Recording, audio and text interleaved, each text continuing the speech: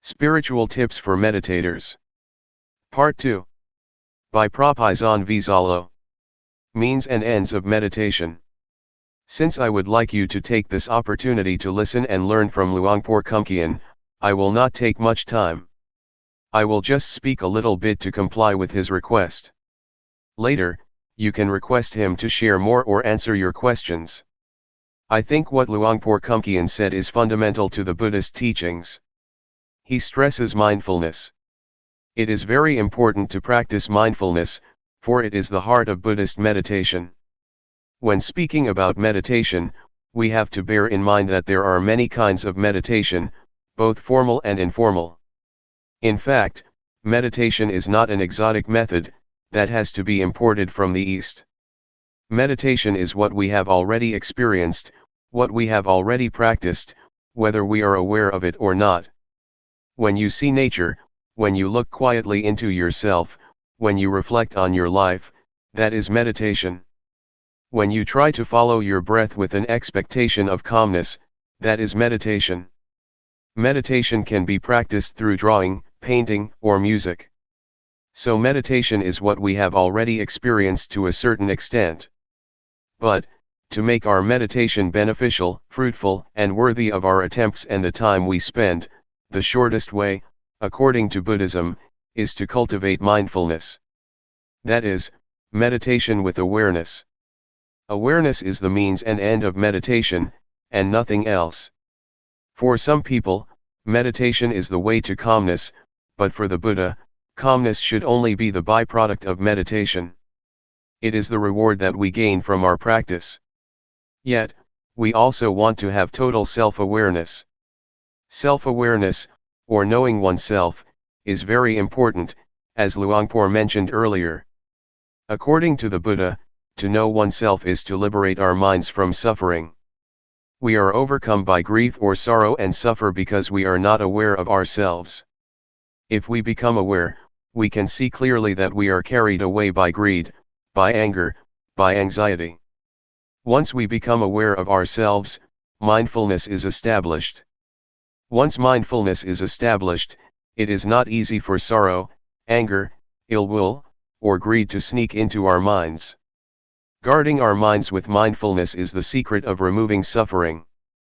Normally, we are not aware of this truth, but if you reflect on yourself, you will realize that the best way to clear your mind from suffering is to make your mind neutral, to maintain your mind in the middle. If we let our minds be subject to feelings of being pleased or displeased, like or dislike, rejection or attachment, our minds will never experience calmness or clarity. With mindfulness, calmness and clarity are possible. So with the formal practice of the Buddha, we can learn how to cultivate mindfulness, enabling us to be free from being all sorts of fire. The Buddha speaks about fire. There are three kinds of fire that burn us at every moment, every day, every hour, every minute: the fire of greed, the fire of hatred, and the fire of ignorance. The fire of greed or the fire of desire, be it sensual desire or desire for becoming, always burns our mind and that make us feel as thought we are lacking. It is quite strange that the sense of lacking is prevalent in Western societies. Despite the material richness, despite the abundance, people are overwhelmed by the sense of lack. They may have a lot of things in their houses, they may have a lot of money in their bank accounts, they may have success in their careers, but people still feel that they lack something. That is why they try to gain more and more, consciously or unconsciously. Mindfulness is very effective at stimulating the knowing element in our minds, the conscious element in our minds. It not only helps us to be awake but also brings calmness, which leads to clarity. And once our minds become clear, insight into the nature of mind is possible. That is why mindfulness is very important. June 8, 1997. The Art of Meditation. You may have noticed the relationship between body and mind during your practice. They affect each other and we should make the best of them for our practice. You may have observed that when you are upset or mentally tense, your breath may become shallow or you may have chest or leg pain. If you understand this relationship, you can learn how to relax your mind by controlling certain parts of your body. For example, breathing deeply can help you relax. If you want to gain or to attain a desirable of mind, you cannot force the mind directly, but you can condition it by making your body more conducive to the state of mind. The mind is uncontrollable, but it can be conditioned indirectly, by either the body or external surroundings. For example, if you are in this room, you may feel drowsy, but if you go outside, you are refreshed because of the open air, the open space. The drowsiness disappears. That is the relationship between external surroundings and the mind. Use this knowledge of the relationship to the benefit of your mind. If you sit upright during sitting meditation, for example, it is easier for the mind to collect, to concentrate, and to be calm, but if you lean against a wall, you may be sleepy. If you feel very tense, lying down will be helpful, but if you feel normal, lying down will make you sleepy. This is the relationship between body and mind. Please learn how to take advantage of this relationship to improve your practice. During walking meditation, for example, if you feel distracted or your mind becomes busy and wanders without end, walking more slowly can slow your mind. Your mind will be less distracted. The speed of your walk can affect your mind. If you feel tense because of your inward attitude, your mind turns to look inward, stopping the thinking process. In this case, walking faster can help to release the tension. The position of your head also affects your mind. As I told you a few days ago, if you lower your head too much, tension tends to arise because your mind is turning inward. But, if you walk and have an indefinite gaze outward, your mind wanders easily and can be easily distracted. So, positioning your head appropriately will moderate your mind. You have to find the speed that is appropriate for you, not too fast, not too slow. This is an art. Meditation becomes an art because you have to find the balance on your own. If you walk too slowly, your mind becomes tense because it looks inward and concentrate too much on the body and on the thinking process, so you have to speed up.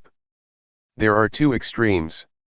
One is to wander a lot distractedly, and the other extreme is to take it very seriously, to push oneself very hard, trying to stop or to suppress the thought. The one just follows the thoughts, the other wants to stop the thoughts. These are the two extremes. In this practice, we neither stop nor follow the thoughts. But how? This is the point of balance. I myself have to adapt.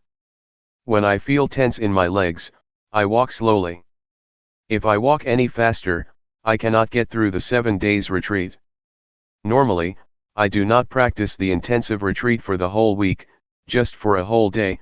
The rest of the week I do it indirectly and then I may do something else.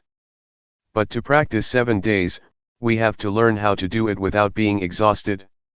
It is like marathon walking. If you push yourself very hard at the first kilometer or on the first day, the rest of the days will be disastrous. You have to know how to save your energy so you can go through the whole retreat or marathon. There is no one standard or formula for everybody. You have to find your own way. If you feel tense, it is better for you to look far to relax. When I first practiced, I look inward so much during the first 3 weeks that I developed a lot of problems.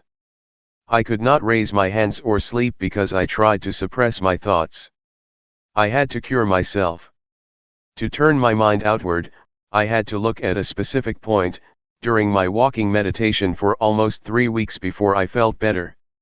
I think for me to look forward, to look far, is good in that situation, but after that I have never used the method again. Now I just look down on the floor but not too much. Luangpor just said, feel relaxed, and just be aware, but I did not know how to apply his teaching to my situation. I think what Luangpor said about the balance is very important. To be aware is to be on the middle ground between following your thoughts and suppressing them. I like to compare awareness to an egg. If you hold an egg tightly, it will break, but if you do not hold it, it will fall. So, you need to hold the egg firmly but not too tightly. For awareness to be possible, you have to handle gently, as if you are holding an egg. If you force your mind to concentrate, to stop thinking, to achieve something better, or whatever, you are going to crush the egg. But if you feel completely relaxed and do not take it seriously, it is like dropping the egg. So, in this method of practice, just hold your mind gently. It is how to do this that is the problem. Nobody can tell you. You have to know how to gauge and how to adapt your mind. It is like riding a bicycle, you have to hold your body in balance. If you are stiff, holding the handles of the bicycle very tightly, your whole body becomes tense and you will fall. So, bicycle riding is the art of keeping your body as well as your mind in balance.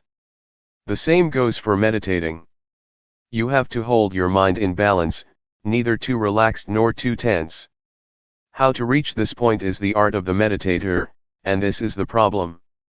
When I first practiced, I found it difficult to reach this point because normally we tend to be at one of the extremes, either forcing ourselves or just letting things loose. For the practitioner to arrive this point, one needs to have experience with oneself and learn by oneself. If you arrive this way and know what the middle ground is between the two extremes, you will find it easy to practice without tension. You will be able to work the whole day without a problem. At the same time, you will be able to effectively handle undesirable thoughts. Previously, when we had distracted thoughts or a scattered mind, we responded to in one of two ways, either following it or suppressing it. But if we know the middle way, we will find that just acknowledging our mental condition, just noticing the thought that arises, it will disappear or fade away, without our having to make an attempt to suppress it. In order to reach this point, our attitude is very important.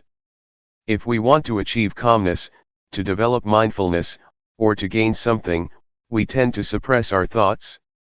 We do not want to be distracted, so we try by all means to stop distractions, thus bringing ourselves lots of problems, mentally and physically. So, just take it easy. Attitude is very important. To take it easy does not mean that you do not make any effort, but rather, practicing the whole day and making lots of attempts. The point is how to make such attempts without having anything to gain. You came here and you must have been motivated by some expectations. But once you start working, once you start raising your hands, you have to ignore whatever brings you here. If you want something during your practice, that means your mind is in the future, not in the present. To practice here is to make our minds present here and now. Mindfulness is the presence of mind. To live your life mindfully means you have to make your mind present in everything you do. When you are watching, your mind is there. When you are walking, your mind is there. When you are taking a bath, your mind is there. That is mindfulness, or the presence of mind. You may wonder how to practice mindfulness while asleep. It depends on how you cultivate mindfulness when you are awake. If you are mindful most of the day, it will take care of itself during your sleep. You will learn that your dreams can be affected by mindfulness. Even consciousness plays a role in your dreams to a certain extent. They are not totally unconscious. They depend on the mindfulness that you have already developed. So, just take care during your waking hours, because it is the period of the day that we can control. It took me about a month to find the middle ground, but I am a bad example. Many people spend about a week to find it. For me, I feel that tension is the indicator of whether I am practicing right or wrong. If I am tense, it means I am practicing the wrong way. After 1 month, I was aware of my thoughts very quickly, which was a surprising experience for me. Sometimes, even now after being a monk for more than 10 years, I practice and I feel tense, which means I am too serious, so I know I have to relax my mind a little bit. I still get tense from time to time, not always at the balanced state, but at least I know how much I have to relax to reach the middle ground. It will be a point you are familiar with. You may get tense, but when you feel relaxed to a certain point, you will know that this is the middle ground for you. You have to find it yourself. Nobody can tell you where it is. There are many indicators for us to be sure whether we have developed enough awareness or not. Sometimes one has a lot of distractions. The mind can become busy, but if you acknowledge the thought very quickly and notice when it occurs, you are aware. Also, to be aware does not mean that you have to be calm. In some situations, the mind is supposed to perform its functions and it is difficult to be calm. As long as you notice that your mind is distracted, it is all right. That is why Luangpor said, do not try to be undistracted, but once you are distracted, you are aware. Once your mind goes out, you are aware. The point is your awareness of your state of mind and knowing it quickly. For a lot of people, meditation time is only the time when they sit cross-legged and close their eyes. Afterwards, they go to work, and cannot think of meditation. Meditation is limited to the room, in the morning and in the evening. But for us, the meditation zone means trying to make the whole day, or a certain period of the day, a time for meditation, even though you do not close your eyes and are still at work. It should start at a portion of the day, and then enlarge its zone. The more you are aware of every moment, the more meditation is a part of your daily life. It does not mean that only the time inside a meditation hall is meditation, and the rest is not. It should start from the meditation room and then enlarge to your whole life. Enlarge the zone in time first and then enlarge it in space as well. Try to integrate meditation into your daily activities. Try to use the movement of your body as meditation objects all the time, and try not to stay still. On the car or the bus, rub your fingers. Try to have some parts of your body moving and use the movement of your body. If you can use your breath as meditation object, you have a refined, sensitive mind. Yes, you can do that, too. Luangpor suggests using the blinking of your eyes or the swallowing of your saliva.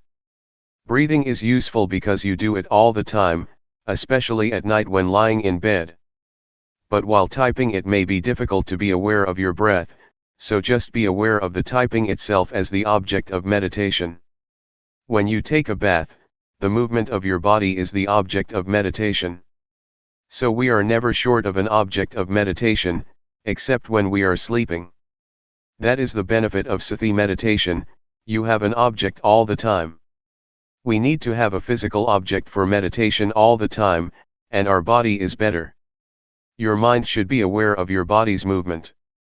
Once a thought arises, your mind goes to the thought, acknowledges it, and then returns. So you have a home. Meditation provides you with a home that is the object of meditation and your mind stays with it. The movement of your body is the present moment. To be mindful is to be present in the present moment, so we try to provide a present moment for the mind, the body's movement. When you become distracted by a thought, that is the present moment too, so the mind should be mindful, but since the thought is undesirable, we just let it go and come back to another present moment, your body's movement. It is okay to shift awareness from one type of your body's movement to another frequently if you are skillful. If you are an adept practitioner, it is not difficult to shift. Try not to practice only two postures, because if you practice only walking and sitting, you may find it difficult when you want to be aware of additional activities. You will not be adept enough to apply mindfulness to that activity, because you have only been using rhythmic meditation and walking meditation all the time. So, you have to be adept, to be skillful, to apply mindfulness to every area of life. For example, in a normal situation, I would use the rubbing of my fingers as an object, but, if I am tired, I can concentrate on my breath because it will turn my attention away from the tiredness of my fingers. It is the same with walking. If I walk or climb up a mountain, at a certain point, I shift my awareness to the breath because my legs feel tired. This is the way to release tension. You can shift from one to another. In Thai, we called it a toy or hobby. We change from our routine to a hobby, and then we change back again. To make meditation more entertaining, we find something strange, something special, something new to play with, and then after we feel we have had enough, we return to the main posture. Please try to apply mindfulness to another postures or activities, not only in daily life but in the retreat too. When I practiced with Luangpor Teean, sometimes he asked me to clean the floor. He gave me a broom and asked me to be aware when I was doing that job. He wanted me to not stick to the two main postures.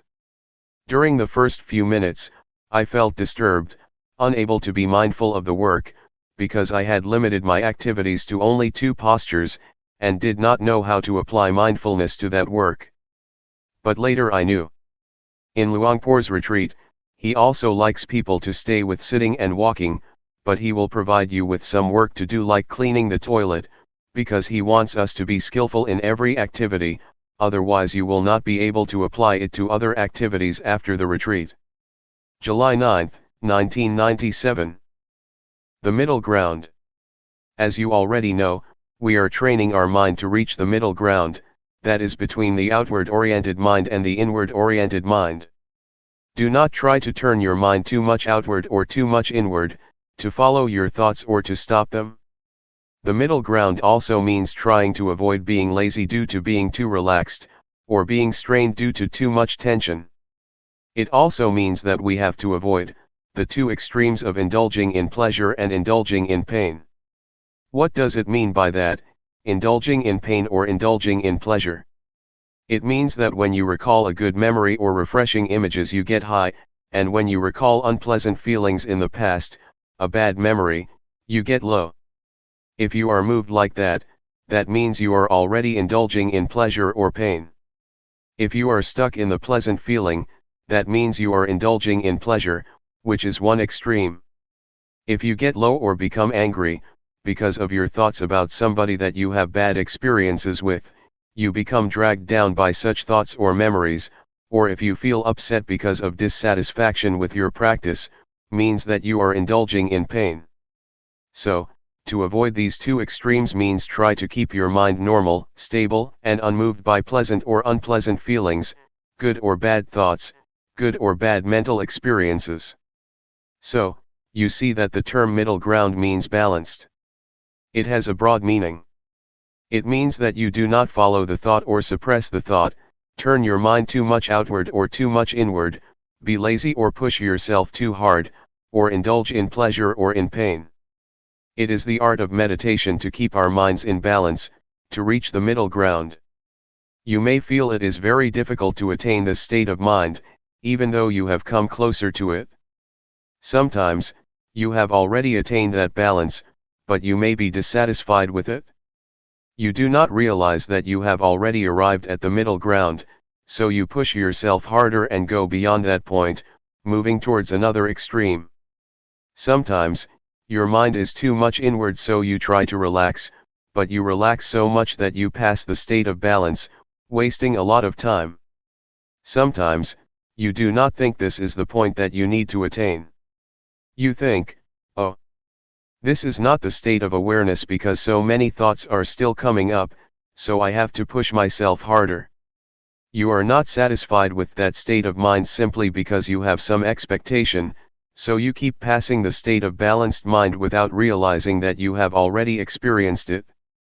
I think expectations are sometimes illusory. They are dangerous because they can deceive us, so we have to be very careful. We have some expectation about awareness, so we have already adjusted our mind to the expected state of awareness. Since we do not feel the calmness that we expected, and we feel thoughts still arising, we keep ignoring this state of balanced mind. I am sure that you have already experienced the state of awareness, the state of balanced mind, even though you may not realize it. So try again that you may find it and have confidence in it. Another point that I would like to mention is that, aside from keeping our mind in balance between the two extremes, we also need another art, the art of reconciling two opposing values. We face conflicts in our daily lives between freedom and discipline, between diligence and concentration. If you are too diligent, your mind becomes distracted, but if you concentrate too much, you tend to be lazy. The point is how to reconcile these two opposing values. Right and duty are another pair of values that we have to reconcile. Individualism and communalism are also two opposing values that we have to reconcile, or our lives will suffer. We also face the same dilemma in meditation practice. It may be even more difficult than what I have already mentioned. One is to take it easy but to try hard. Luangpor always stresses this: relax. Take it easy, but try hard. Take it easy but keep trying all day. It is quite contradictory, but you have to reconcile these two or you cannot make progress. Luangpor Teean always said, take it easy, but seriously. Luangpor Teean, unlike Luangpor Teean, would give you only a 5-minute talk. At his interview, which lasted less than 5 minutes, he kept saying we should take it easy but seriously, or take it easy but do it all day. I was quite confused then, but now I understand what he meant. I think this is the kind of training that is very useful for our daily lives, because it is the art of working happily and more effectively. To be happy and to be effective is a pair of values that may seem to oppose each other, but that can be reconciled. During the practice, you have to learn not to expect anything, to just work. If there is too much distraction, that is okay. If you suffer, that is okay. If you are frustrated, that is okay. You have to learn this attitude, because if you want to gain something, to attain calmness, to be aware of your thoughts as quickly as possible, you will be inclined to keep turning your mind inward, trying to suppress your thoughts. You will keep watching your thoughts all the time and end up ignoring the awareness of your body. Luangpor always emphasizes that we should grasp our awareness of the body, and ignore our thoughts first. But normally, in my experience, I seldom remembered this instruction. I tried to stop my thoughts, to suppress them, because I wanted to win. I did not have much time, so I wanted to attain the result as soon as possible and I got stuck. After 3 weeks, I could not practice anymore. I could not do the hand postures because once I moved my hands, after only a few minutes, I got a headache and I suffered. With a headache and a lot of pain, I could not sleep. I made a vow to practice with Luangpor Teean for 1 month, and 3 weeks had already passed with only 1 week left. Feeling hopeless, I decided that I would leave the temple after I finished that week. So I just walked without any expectations, just waiting for my time to finish. I just kept walking because I could not do anything else. That week was very good for me because once I did not have any expectations, did not have any hopes, and just walked to waste the time, just trying to ease my tension to turn my mind from inward to outward, I felt that mindfulness suddenly developed a lot, because I did not mind anymore. June 11, 1997. Practice independently. The truth, I think, you have to see it. You have to see the truth for yourself.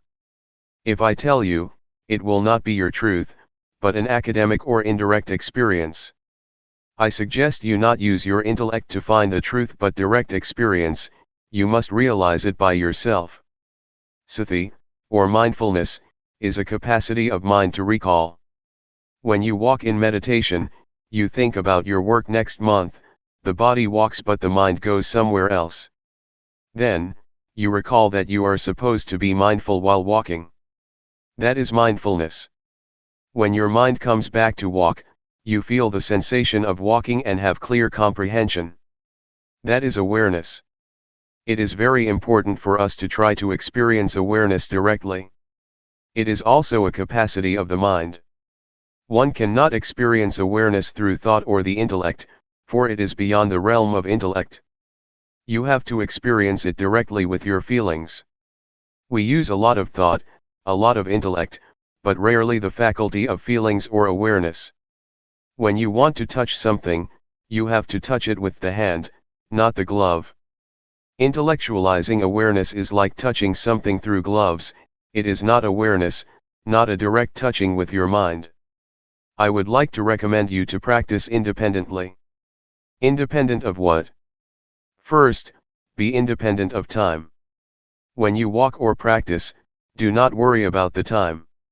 Some practitioners set the time, saying they will walk or sit for 1 hour. Then they set the clock in front of them. This will make hell out of their practice because they are concerned about the time, whether they have completed the hour or not. Even with 30 minutes left, they still worry. They are anxious about when they will reach the hour. Do not worry about the time or the clock, practice without any references, allowing your mind to get in touch with mindfulness or awareness. Sometimes you are also concerned about other people. Why does this person walk so quickly? Why does she walk so slowly? If you keep asking and comparing yourself with other people, you will not be sure whether it is good for you to walk slowly or quickly. That is why you should practice independently, unconcerned with other people. You have to find your own way, the suitable speed or suitable pace for yourself. Everybody has his or her own way of practice. Please ignore what the other people do, just be concerned with yourself. Another thing that may cause you anxiety is the notion of awareness, or the concept of mindfulness. You have some idea about awareness or mindfulness. When your experience does not fit with that notion or idea, you feel unhappy, you feel uncertain, you feel unsure about the practice. Please forget whatever notions you may have about mindfulness or awareness, even words by the master, or the teachers. The master said that awareness is like this, and mindfulness is like that. You become attached to these words. When your experience does not fit with these words or ideas, you feel unhappy. When I first practiced, I was confused. Somebody said you have to be aware like this, but the other master said you have to be aware like that. I was bewildered. Which one is the real awareness? It is difficult to explain what awareness is like. You cannot convey awareness by words, but have to know it from your experiences. This is true even of color. When you see this robe, you know exactly what color it is, but to express it out loud people use different words. Somebody says this is yellow, but others claim it is orange. Different people use different expressions even for the same thing. Please ignore these references. The fourth thing to be independent of is the previous results that you may have obtained. Yesterday, you experienced calmness, you achieved wonderful practice, and then you want your practice right now to be the same. That is another kind of reference that you should avoid. If you have such references or if you are concerned with past results, you may be unhappy.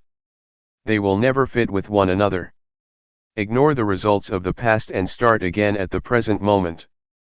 Practice independently, independent of previous results. It is already the past, let us ignore it. However good your experience was, be it calmness or tranquility, do not try to repeat it again or you will be disappointed. Why? Because you have some expectation, and expectation makes your mind out of balance. To practice like this, balance is crucial. You have to keep your mind in balance. Desire or expectation tends to push your mind out of balance. Therefore, forget whatever happened to you, even your expectations. Be careful with expectation. When you expect something, you have preconceived notions about it. If experience does not conform with that idea, you reject the experience. There is a story that is very instructive. An individual on a sinking boat prayed to God for help. Being very devout and sincere, he sincerely believed that God would help those who have faith in him. During his prayer, a lifeboat came by and asked him to join. He said, "No, I believe God will help me, because he never ignores those who have faith in him." So, the lifeboat left him behind. 1 hour later, the sea level was already at his chest. A fisher's boat came. He said, "No. God will help me." Another hour later, the sea level was already up to his neck. A patrol boat came. He replied again, "No." So, he drowned and went to heaven because he was a good person. When he met God, he asked, "God, why did you forsake me? I prayed for you even at the time of crisis." God replied, "You fool. I sent 3 boats to help you. Why didn't you take the boat?" The man expected a miracle. In reality, no miracles happen. God's action is not miracle, he works through ordinary events. So, with expectation, the person tried to reject even the help of God. Do not be too concerned with expectations, or you will reject the experience that you have already achieved. Just work independently of expectation, and try to get in touch with real awareness through direct experience. When you get a result, it will be the true outcome of your practice. Do not bother with miracles or preconceived expectations. Question: how can you forget everything and not have any expectations or references? Answer: it can be done through repetition. In the first hour it may not be easy to forget, but if you practice more and more, you will feel in harmony with the practice, and then this notion will pass away. Nevertheless, you have to do it repeatedly, over and over again. Then, a new kind of habit will develop, the habit of letting go and forgetting expectations. Question: that is very, very hard. Answer: it is possible, if you try to be at the present moment. I found that when I feel in harmony with the practice, I do not care about the rest. To be in harmony with the practice takes time, but it is possible. We call it, to be at the present moment. When you have developed that habit of being at the present moment, you will be less distracted by expectations, by time or schedules, by other people's practice. Question: are you suggesting that we totally ignore previous experience on how to get there? Answer: I suggest you do that when you start the practice. However, when you finish, you may review and think about which one is the way. During the practice, try to be at the present moment, otherwise, your previous results will distract you from the practice. Question: when we start the practice again, we will take reference of the previous experience, right? Then, how can you practice independently? Answer: a kind of habit will develop within you. Question: right, I see what you mean, inherit a habit from the previous practice instead of knowledge. Answer: yes. It has already happened to you, because all of you have been practicing for a long time. You have inherited some habits or some tendencies. That is the most important, more important than something in your mind. Question: not to be guided by thought, but by your natural movement or habit. Answer: yes. This is what we call adept or skillful. You become more skillful. Take swimming for example. Thinking, or recalling the instructions, does not help you much when you are swimming. You have to be at the very present moment. Whatever you do will become a tendency or habit in you. Once you know how to swim, it becomes your second nature. It becomes a part of you.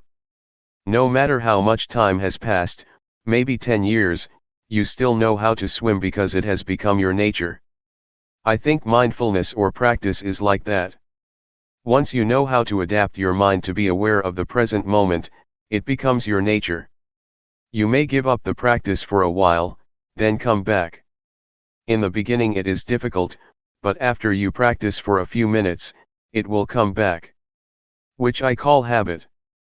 I myself, when I practice, never think much of the results. I think only that this will form a new habit. Once the habit has developed, it is easier to practice. This is how you train children to take a bath or to brush their teeth. At first, they refuse, but you just push them to brush their teeth. It becomes their nature and they will go to the bathroom to brush their teeth on their own. Mindfulness is like that. In the beginning, your mind follows the thoughts and never comes back. Then, you call it back. Second time, it goes again, following the thoughts and comes back. The third time, it comes back quickly, faster, but still takes a long time. Then, you call it back all the time, many times, it returns faster and faster. The unintentional thought will become shorter and shorter. In the beginning, it is like a train of thoughts with 12 cars of thoughts. After practicing for a few days, it becomes 10 cars. The train of thoughts becomes shorter, shorter, and shorter. Then, only 1 car of thoughts, because your mind becomes faster. It is the habit of the mind to come back faster. This is what mindfulness is.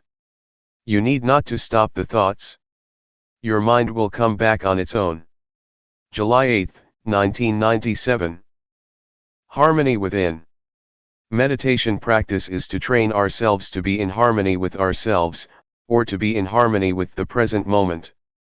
To be in harmony with the present moment has a broad meaning. It means that we have to be content with what we have, with what we are doing, and also with what we are at the present moment. To go deeper than that, it means to be content, accepting the thoughts or emotions that we have at the present moment. To accept does not mean that you are lost, or follow the thoughts. That is not acceptance. Accepting means keeping our mind normal, not reaching to the thoughts whatever they may be. This is the only way to free our mind from all kinds of thoughts or emotions. Whether they are positive or negative thoughts, pleasant or unpleasant emotions, agreeable or disagreeable feelings, just observe them and learn to come to terms with them. People, in general, are likely to react to the thoughts or emotions that they have. To be precise, they are not reacting, but attached, or clinging, to the emotions or thoughts that arise, even unpleasant feelings. It may sound strange, but we do cling to unpleasant feelings or emotions. You may have noticed that when we experience anger, we never try to let it go. We keep recalling the incident that causes us anger, and keep reminding ourselves about the behavior of that person that upset us. We cling to that negative emotion or experience and never try to let go of it. We may want to, but we never try. We just cling to it, grasping the anger, the anxiety, or whatever. Thus we cannot sleep at night, because we keep thinking about this and that despite the fact that they are unpleasant feelings, emotions, events, or experiences. That is why I say we cling to it. We do not accept it the way it is, but cling to it.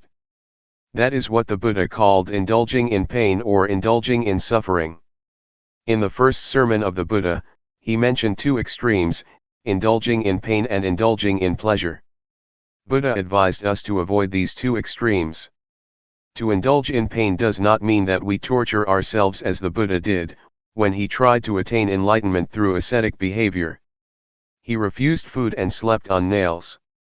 That is indulging in pain, but all of us never do that. Still, we indulge in another kind of pain, mental pain. When anger arises, we are lost in anger. When anxiety arises, we are caught up in anxiety. We grasp it, grasping anger, clinging to anxiety. This is indulging in pain. We have already fallen into the extremes that the Buddha suggests we avoid. The same applies to indulging in pleasure. Normally, people think that to indulge in pleasure means indulging in sensual pleasure, like a playboy, to have new spouses, to enjoy themselves in the casinos, theaters, nightclubs, etc. Yet, you have already experienced indulging in pleasure mentally. When pleasant feelings arise in your mind, you cling to them and enjoy them, do you not? We are always caught up in the agreeable emotions and feel content with them. This is indulging in pleasure, another extreme that the Buddha instructed us to avoid. You may have realized that you have already indulged in those extremes during your practice. That is not the middle way that the Buddha suggests we traverse. The middle way, in this sense, means not losing yourself in either painful or pleasant experience, be it calmness, happiness, suffering, anger, or anxiety. Do not become lost in those feelings or emotions. Just accept them as they are. When pleasant feelings or good thoughts arise in your mind, you tend to follow it, do you not? When you encounter unpleasant feelings, you want to suppress them, do you not? But that is not an act of acceptance. To accept means to observe, to see, to recognize, and to let go of it. This is the only way to be free from all kinds of feelings or thoughts. I would like to urge you to learn how to come to terms with all kinds of thoughts and emotions that arise. You will find that once you accept them, once you observe them, they will gradually pass away. This is the best way to let go of them, the best way to liberate ourselves from them, the best way to get rid of them. Not to stop them, but to observe them, and they will gradually be dissolved. This is the middle way that the Buddha suggests, to indulge neither in pain nor in pleasure. Not only in the physical or sensual aspects, but also in the more delicate mental aspect. This is the aspect or level that people always fall into, without realizing that it is not the middle way the Buddha suggests. Is it clear to you? Just to elaborate what Luangpor said, to see, but not to identify with it. If you identify with it, you have already indulged in both pleasure and pain. Just see it as it really is, do not be overjoyed or upset by pleasant or unpleasant feelings. This will keep our minds stable. That is what we call accepting the way we are in the present moment, and being in harmony with the present moment. That's all for this morning. Thoughts always trick you or make a fool of you. They need your attention, as a child always asks for his mother's attention. They are very clever and have many tricks to fool you, to draw your attention. Persuading you, the thought says, come. Come talk with me. Come join me. Come interact with me. In the beginning, you may think that you know their tricks, but their tricks are endless. When I practice, I say to the thoughts, no, I will not interact with you. Whatever thoughts arise, I will turn my back on you. Yet, they have many new tricks to make a fool of me. Sometimes they ask, hey, why don't we think about the Dhamma? Investigating Dhamma is good, isn't it? So I jump into the thoughts, and later realize, oh, I fell into your trap again. That's all right. You should try to have strong will. Sometimes you have very beautiful and excellent ideas. You may think about the glorious past, a beautiful moment in the past, or somebody whom you would like to talk with. The thoughts will try to persuade you to interact with them, but you should have strong determination to resist their temptation. In the beginning, it may be difficult. With the support from mindfulness, with the strength of mindfulness, you will feel it increasingly easier to ignore the call or temptation of the thoughts. Later, you will find that it becomes your natural response because, after a period of practice, the temptations of the thoughts become less enticing and less powerful. Why do they become less powerful? Because the thoughts become shorter and shorter. In the beginning the thoughts are long, like a train of thoughts. Gradually, the thoughts become shorter, shorter and shorter. The shorter a thought is, the less powerful it is. That is why you will find it increasingly easier to turn your back on them, and accept them the way they are. Once a thought arises, do not bother with it. Just see it and say to yourself, that's the way it is. Whatever the thoughts or feelings arise, be they good or bad, wholesome or unwholesome, just see them without being disturbed or annoyed by them. Yet, in the beginning, you may feel upset with yourself, because you never realized that bad thoughts or evil ideas could arise in you. Some desire will come up, and you will have never realized that you could have such bad ideas, such evil thoughts. But, it will arise. If you are mindful enough, you will accept it. That's the way it is. Gradually the equanimity arises. So I suggest you maintain the attitude of acceptance. Whatever ideas, whatever thoughts, whatever emotions occur in your mind, just try to keep them normal and have no preferences, like or dislike, appreciation or aversion. Try to avoid these two extremes, and just accept them the way they are. This is the second mantra I would like to present to you, that's the way it is. The bad thoughts that arise, the evil ideas that arise, are beyond your control. So, just accept them as natural, as normal. That's the way it is.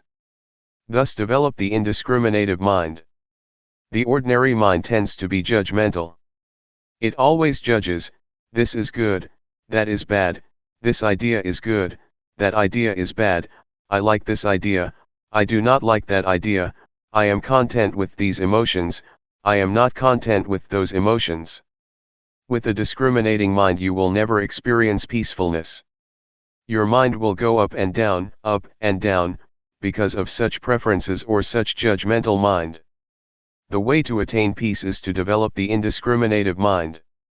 Have no preferences or judgment, and see everything as it really is. Accept it as the natural process that occurs to your mind. They are just visitors, coming and going. No matter how good or bad the idea is, any kind of idea, just let it come and go, appear and disappear. Do not be bothered with it. Just see it, take note of it, and then come back, returning your attention to the body's movement. In brief, try to resist the temptations of the thoughts. They need your attention because that's the only way they can sustain themselves. Unless you give them your attention, they cannot survive. They can exist only with your support.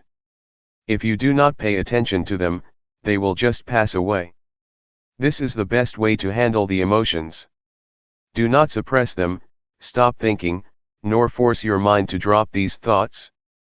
Just say to yourself, when the thoughts arise, that's the way it is.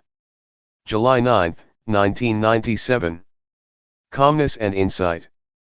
There are two words that Luangpor always mentions, mindfulness and awareness. Both are like twins. They are interchangeable, help each other, and always come together. Mindfulness is that which recalls. For example, you are moving your hands, but you forget that you are doing it because your mind is distracted. Then, you remember that you should be attentive to your hand movement. That capacity to recall is mindfulness. Mindfulness recalls and brings your mind back to the action of your hands. When your mind is attentive to your hands, or to any activity, you become aware of your body, aware of yourself. This is awareness. Once you are aware of any activity, you know what should be done as far as that activity is concerned. This is clear comprehension, another function of awareness. When you are aware of an object and attentive to it, your mind becomes increasingly collected and composed, thus enhancing concentration.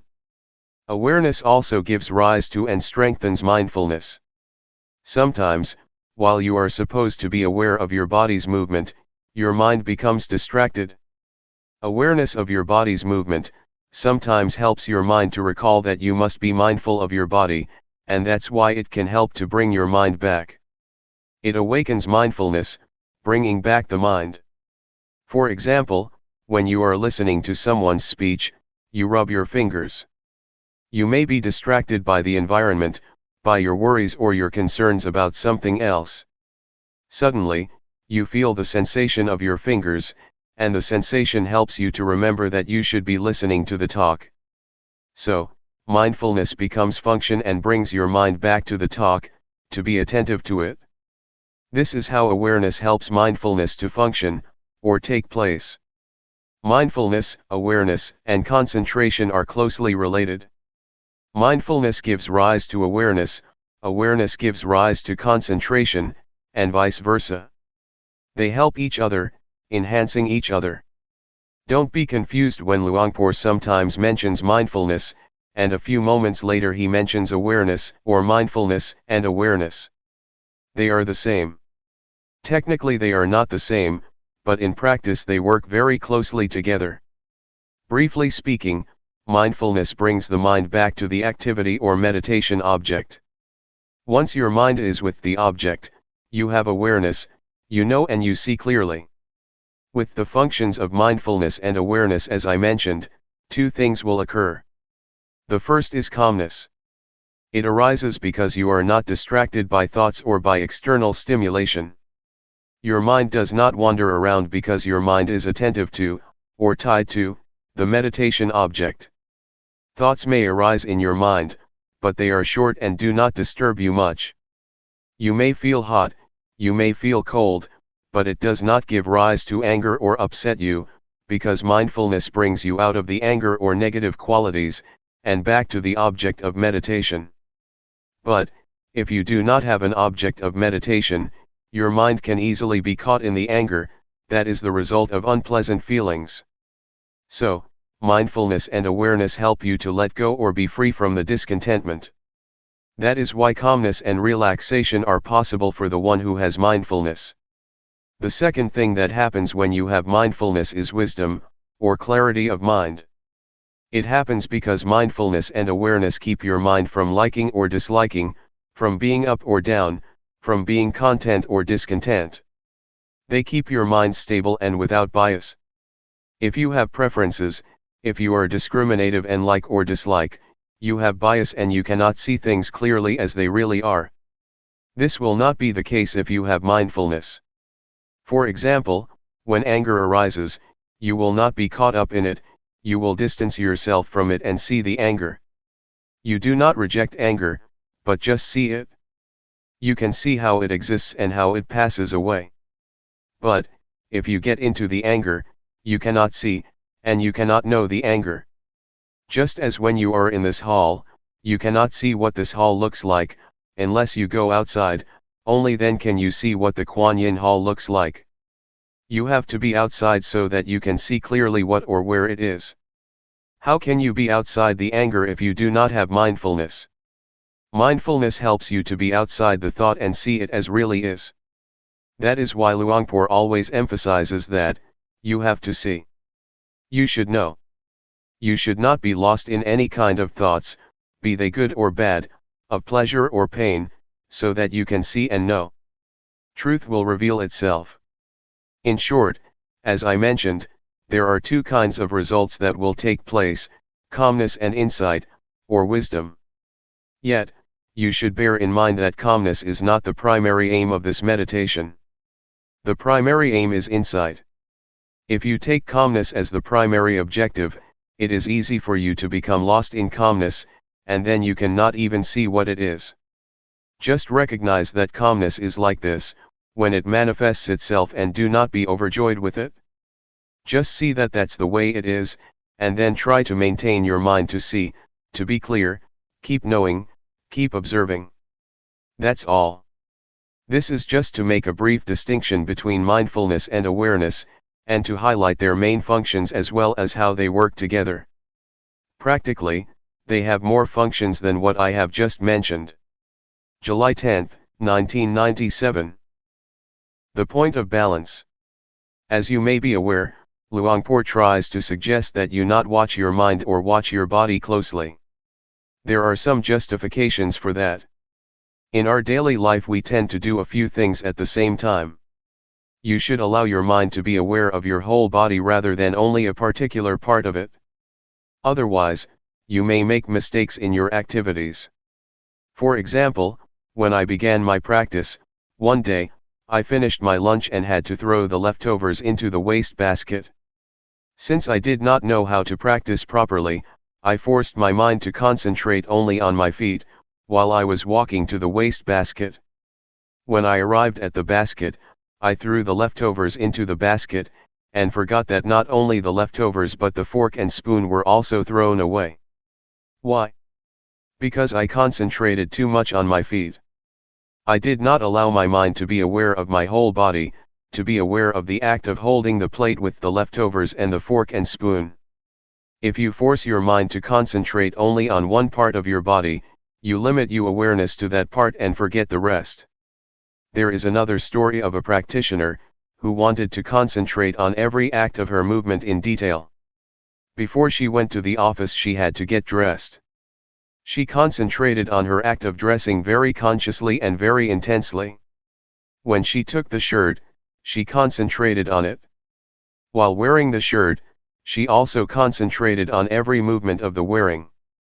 The same applied to putting on her trousers, her socks, and her shoes. When she went to work, it took more than an hour for her to realize that she forgot to zip her trousers. It's okay if you walk with too much concentration in a walking meditation, it's not much of a problem because you only have one act. Yet in reality, you have many acts at the same time. You walk and you hold something in your hands. When you drive a car, you have to look at the road, and control the steering and the speed with your hands and legs. These require your total awareness. Focusing your mind on only one particular part of your body will cause problems. I have spoken only of the physical aspect or the aspect of the body activities so far. This principle also applies to the mental aspect. If you force your mind to watch your mind closely, you tend to block your thoughts. When there is no thought, you do not learn how to let go of it. You should allow thoughts to arise, so that you learn how to let go of the thoughts or emotions. If you block your mind, the thoughts cannot arise, and then you do not know how to let go of them when they do arise. It is important for you to keep your mind in balance, to not watch or concentrate too closely, nor to let it loose to all distractions. This will enable your mind to be aware of the mind, to be aware of the body, not only of your hands, but the whole of your body and also its surroundings. This is what we should do when we cross the road, especially the road in this country. You have to be aware of the act of walking, and also of the mind. Am I absent-minded?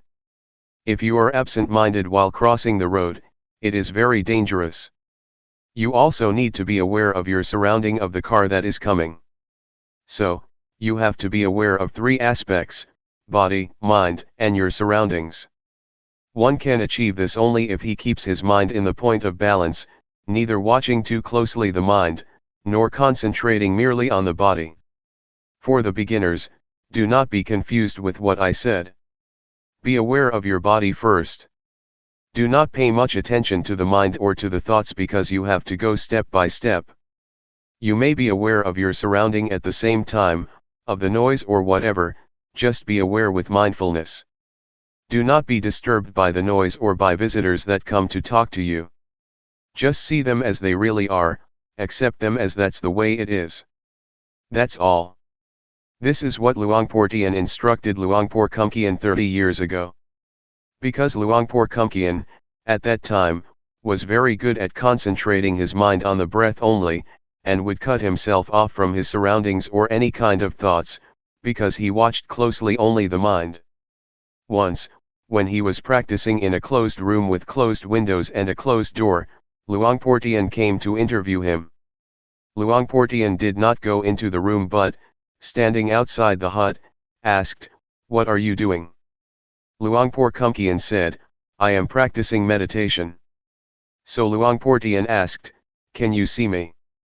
Luangpor Teean replied, "No, I cannot see you."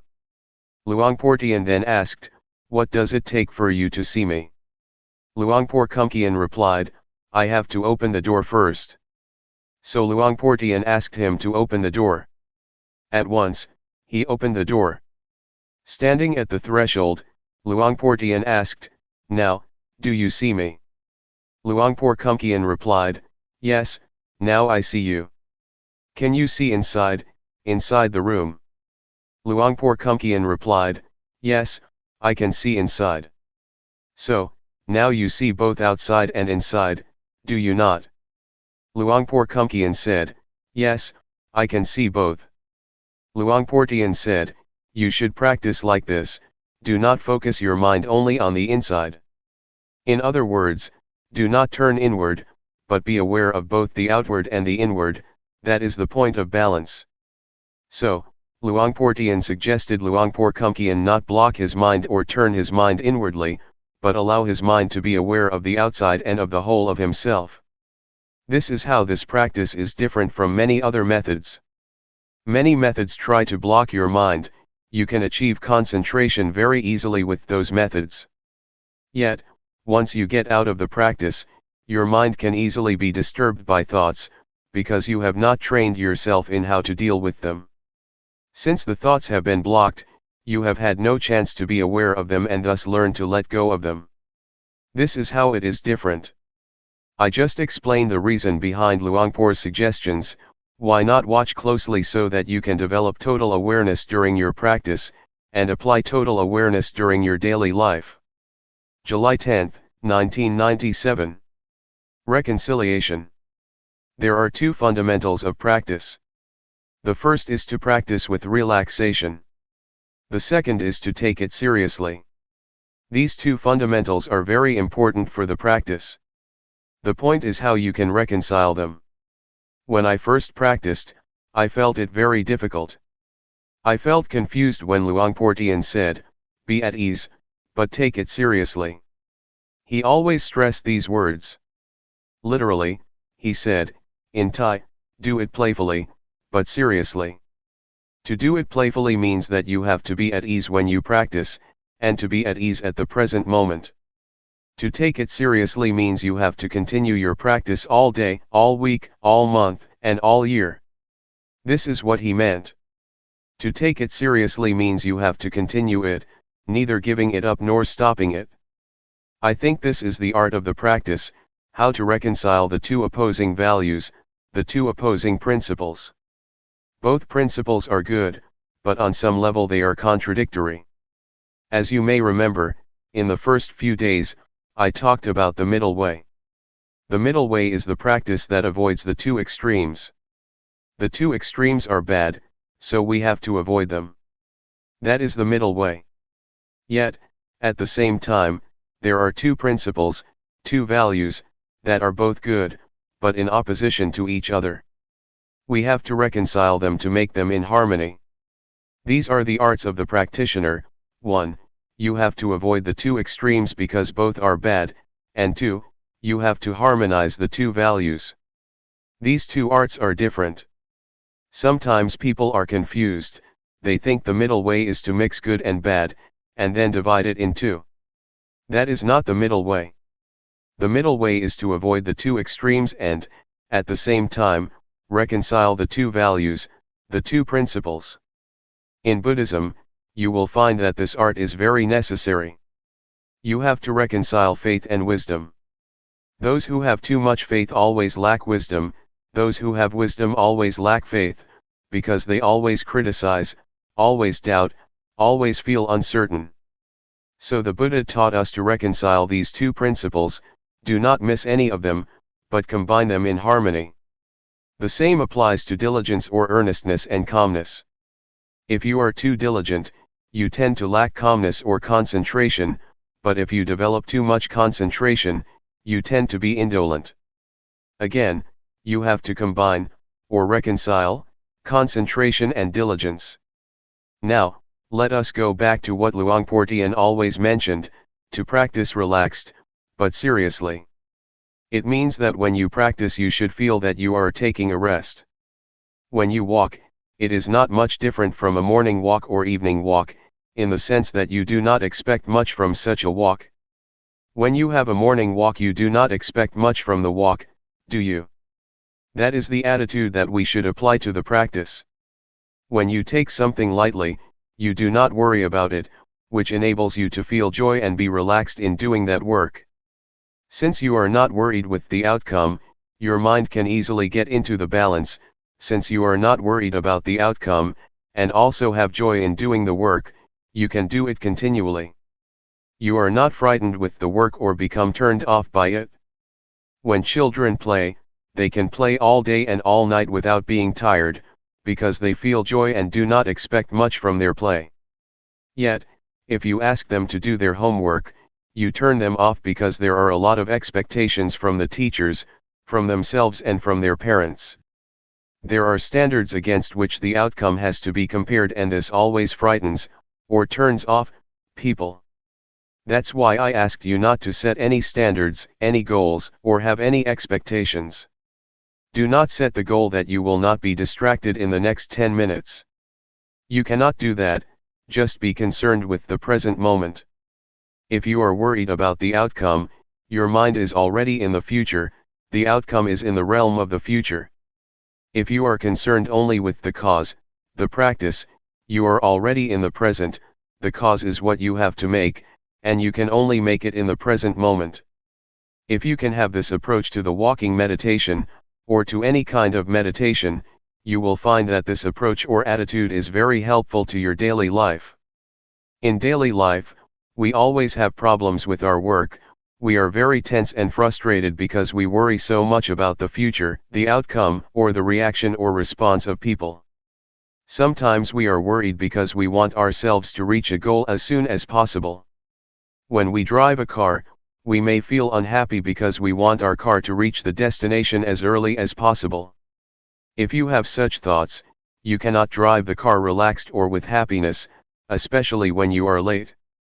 You feel upset and frustrated. The desire to reach the destination as soon as possible becomes like a fire that burns your mind. Remind yourself to pay attention to the present moment. It does not help at all if I am worried about being late, because it does not make me reach the destination faster or sooner than if I am not worried. The worry itself does not help, it does not change the situation. What you should be concerned about is trying to driving the car properly and as best as you can, because this is the only way that you can arrive at the destination without delay. So in real life you have to be at the present moment, and not allow the mind to be occupied by expectations or by the future. The attitude that causes suffering to a lot of people, especially people of today, is the expectation of getting the result or reaching the destination as soon as possible.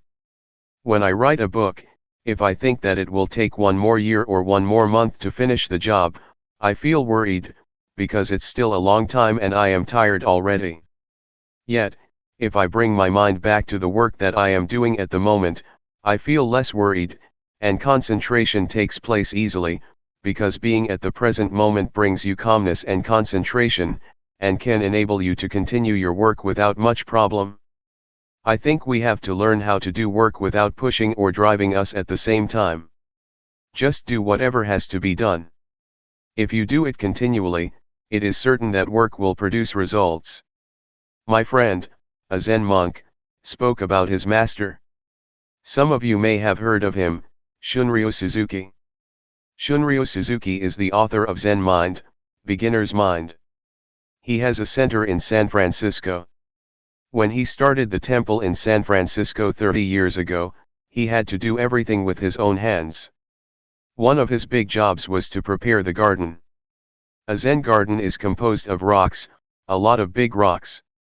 Shunryu Suzuki is not a big person. He is just like Luangpor, but thinner. All day, he had to carry the heavy rocks to his garden and arrange them. His young Western disciple wanted to help, but after a few hours, he was tired. "Oh, I can no longer do this." He asked Suzuki, his master, "How could you do this all day?" Suzuki said, "I take a rest all day." When he lifted the rock, he just lifted it without much expectation that he had to carry 20 or 30 rocks a day. He did not set a goal, but just lifted the rock without judgment or expectation. His mind was with the rock and with himself, not anywhere else. He felt relaxed, which is why he said that he rested all day and could continue. He was serious about his rock garden, but he did it relaxed. It's as Luangpor Teean said, practice playfully, but take it seriously. To be at ease enables you to work longer than when you take it seriously. Sometimes you drive a slow car, and you can arrive the destination sooner than those who drive at a fast speed. The same is true when you walk up a mountain. Those who do not know how to climb a mountain start climbing fast, and end up reaching the top later than those who walk slower. The meditation master or the hill tribe people just walk slowly, relaxed all the time, relaxed every step, and they reach the top before those who are serious or walk hastily. The practice is the same. Just walk, as you walk, simply walk, and take a rest every step. You will find that you are not tired after you walk the whole day or the whole week, because you take a rest with every step. Please apply this to your daily life. Not only in the spiritual aspect. Take Suzuki as an example. Even in the material or physical world, you need to apply this art, the art of reconciling the two principles, relaxed but seriously. You will find that in the real world this is really important. Individualism and responsibility to the community are the two principles you have to reconcile. In this country, they stress only individualism, and you have a lot of crime, a lot of drug addiction, etc., because people have lost the sense of communal responsibility. Individualism and responsibility to the community are both important. Right and duty are two opposite values that you should reconcile. The pursuit of happiness and virtues are both values. You cannot discard either of them. If you pursue happiness while ignoring virtues, you create problems for other people. If you are attached too much to virtues, you have no happiness because you are always afraid that you will offend other people, and you make yourself tense. Freedom and order are another example. Freedom is good, but order is good too. Yet, if you stress freedom, no order can take place. If you are too much concerned with order or discipline, freedom might be affected. So you have to reconcile these opposing values. This can be done if you learn this art from the practice. I myself have learned a lot from the practice. Because this art is very crucial for the practice, if you cannot learn it, it will be very difficult to achieve the practice. Please take this practice as a way to train your mind to have a skillful approach to your life, not only to meditation but to your whole life, to your family, to your work, and also to society as a whole. This is what I would like to offer this morning. July 11, 1997. Dealing with expectations. Let me elaborate on expectations' relationship to the practice, just to clarify this morning's talk. When I said that we should not have expectations during the practice, I did not mean that we should suppress or try to stop our expectation. This cannot be done because we come here with expectation, and expectation is inherent in our practice. I just want to say that despite our expectations, we should not allow them to bother us during our practice, let ourselves be preoccupied with them, or let them drive our practice. Just realize that, okay, the expectations are there, but there is no more than that. It should be noted that the progress of spiritual practice is most developed when expectations are at their lowest, or we have none at all. For example, after Buddha's death, Ananda tried hard to develop his practice to the level of Arahant, the last level of enlightenment. He had only one day left to finish his practice, before the first council was going to start. This was crucial because he was supposed to attend the council, but only the Arahant could attend. There were already 499 Arahants. The council was waiting for him, but he had to meet the requirement of being an Arahant. He had not yet achieved it, and there were only about 20 hours left. So he tried a lot that whole day, but he still could not achieve the final stage of enlightenment. Finally, at night, he was tired and decided to take a rest by a tree. The moment he leaned against tree trunk, at the moment when he felt that he wanted to relax, enlightenment took place. At that moment, his expectation was very low, either because he felt hopeless or because he just wanted to relax. I think the experiences of other enlightened beings are just the same. They get enlightenment or receive intuitive insight, when their minds are relaxed and in harmony with the present moment. Some of Luangpor Teean's disciples got insight while they were harvesting the crops, obviously with mindfulness. This law of enlightenment, or law of intuitive insight, also applies to the world of scientists and the world of daily life. You may have heard of the story about Eureka and Archimedes. He tried to find the law of density and he could not find it, until the moment he got himself into the bathtub. At that moment, he felt relaxed. After working all day, he just wanted to take a good bath. The moment he submerged himself in the bathtub, he realized the law of displacement, which is crucial for the calculation of the density of objects. If you want to know the density of this chair, you put it into water, calculate the volume of the water that overflows, or is displaced, the weight of the water and the weight of this chair, and then you know the density of the chair. So, the word Eureka, or the intuitive knowledge of Archimedes, arose when he had no expectation. The same applies to Newton. He found the law of gravity when he was going to relax under the apple tree. An apple fell. He realized the law of gravity. At that time, he had just put aside his research, so his expectations were very low at that moment. You see how intuitive knowledge works. It works when expectations are very low, and especially when you are very mindful in that present moment.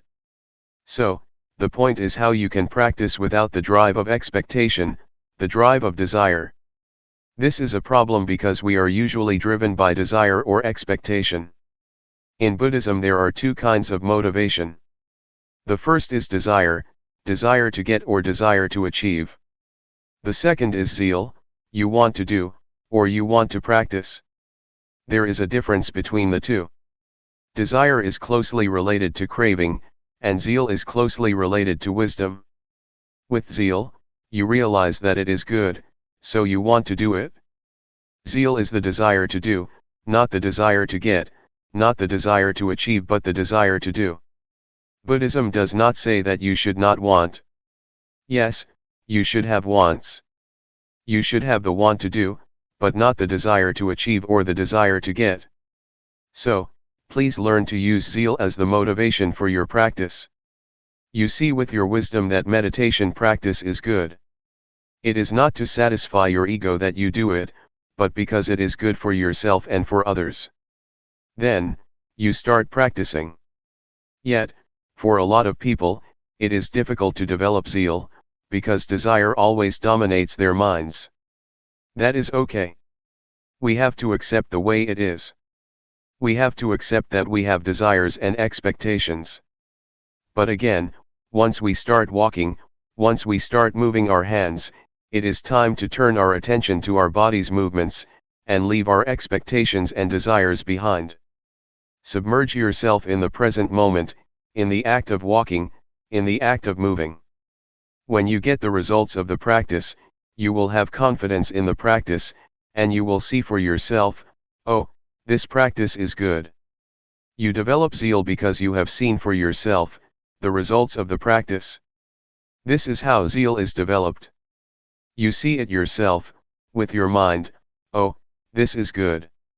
So you develop the inclination to practice, and this time you practice without the drive of expectation. You enjoy doing it, so you just do it. Enjoyment is the result of your zeal. If you enjoy something, you do it. You do not mind what will happen. I like it. I enjoy it. So, I do it. There is no more than that. Find out how you can enjoy the practice. The more you enjoy it, the more you will practice it relaxed and at ease, and the more you will get results. The more you get results, the more you become confident, and then you will just do it. We do not need the drive of expectation or the drive of desire. I think this is the motivation that people lack. We are taught that only desire can drive people to do things. Actually, there is another motivation that can get us to work. Zeal as a Buddhist motivation is very important, not only in meditation but in any kind of work. This is what I would like to offer you for reflection. In summary, how should we deal with expectations? First, accept them for what they are. Accept that expectations exist in our minds, but do not let them bother our practice, or pay much attention to them. Just be at the present moment with the work you are going to do, and do not allow yourself to be driven by expectations. Try to develop the other kind of motivation, zeal. With the right motivation, you will find that results arise not in the future, but at the present moment. Normally, people just wait for the future, wait for the results to come. If you have a positive approach, a positive mind, you will see results, and the outcome always comes at the present moment. Please be sensitive to the immediate results, that always take place but that we always ignore. As Luangpor always says, once you move your hands, you already get the outcome, the awareness. You need not wait for the future. It has already arisen, but you have to be aware of that. That's why we can be happy at the present moment, because we get results at the present moment. We do not need to wait for the future. It is too risky to wait for the future is uncertain. But, the immediate result is guaranteed by our practice. That's all for this afternoon. July 11, 1997. Unreliable thoughts. I am sure that you all have a lot of experience with thoughts and emotions. Some of you may be able to see the thoughts themselves.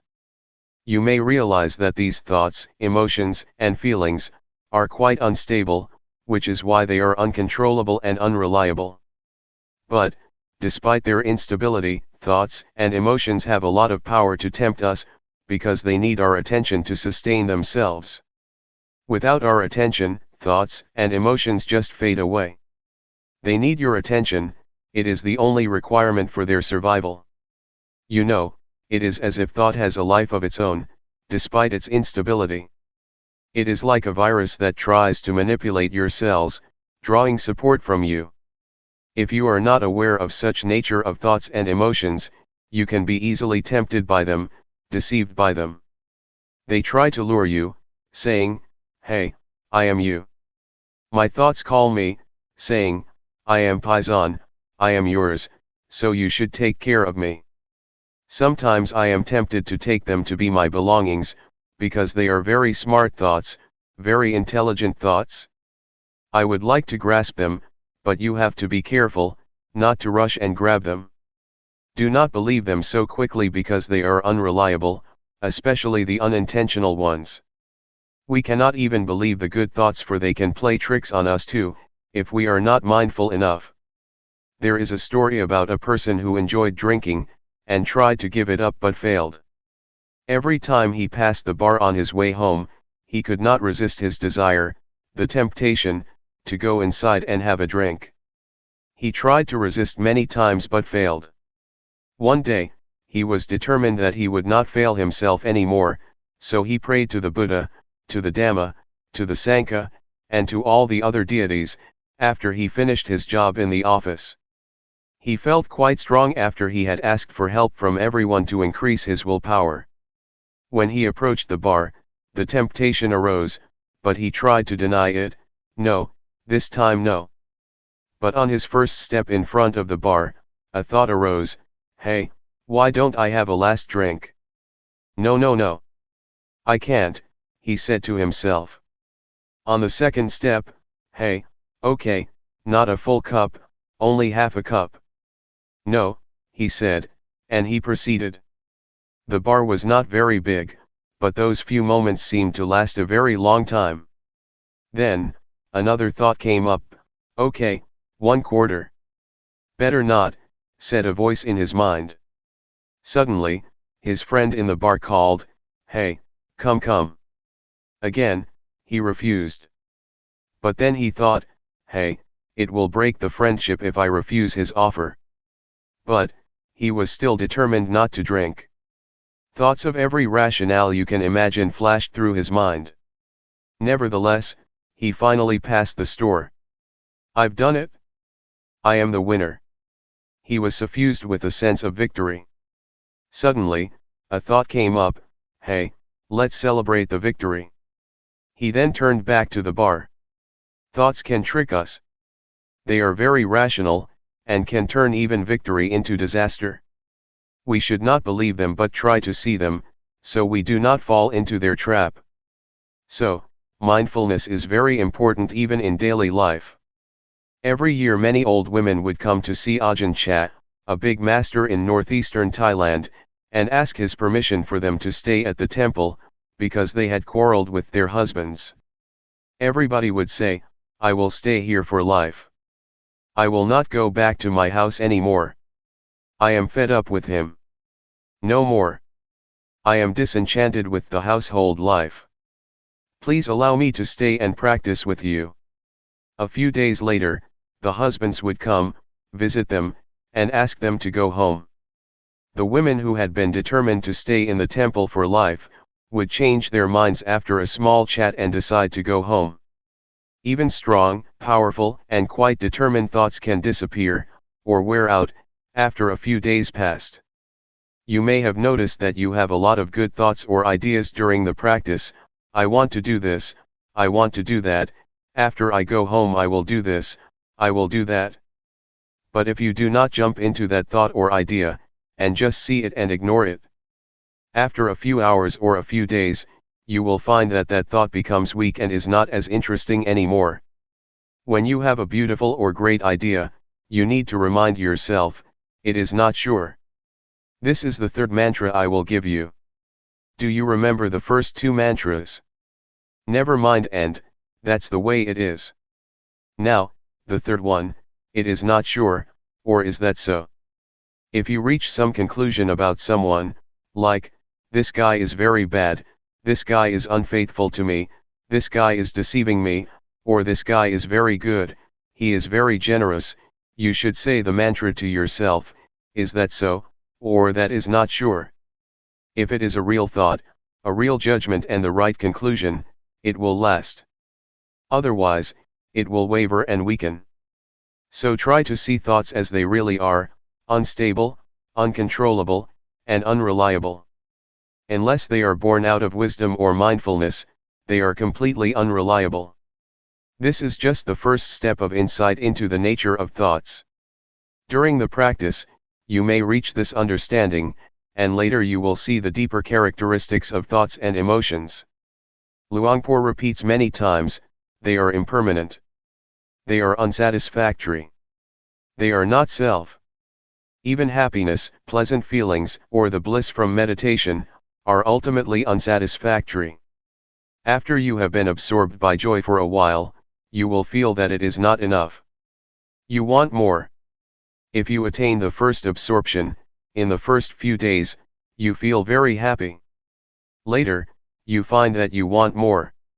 You want the second absorption. You want more and more, because your level of happiness has increased. You need more happiness to satisfy your new higher standards and expectations. It will never end.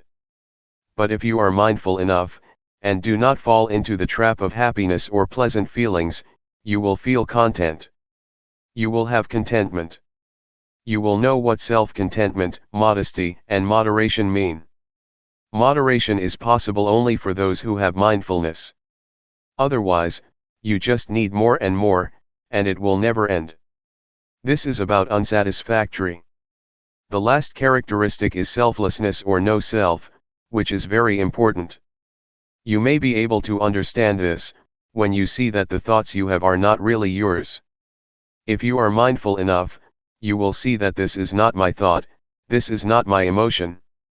But without mindfulness, you tend to grasp it, taking it as your own.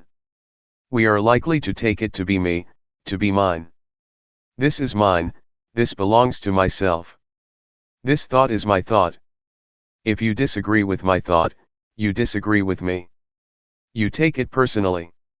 A lot of problems arise because of such disputes. When your friend disagrees with an idea which you take to be yours, to be yourself, you tend to be angry. Since you feel that he or she is questioning you.